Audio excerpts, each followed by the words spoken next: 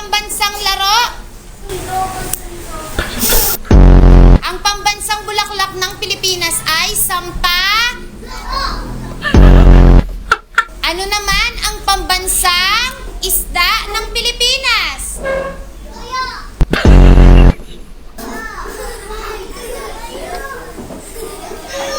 Anong tuyo? Tuyo ba to? Anong pambansang isda ng Pilipinas? Ano po ang pambansang prutas ng Pilipinas? Anong pambansang prutas natin? Ano ang pambansang nilalaro natin? Pambansang laro?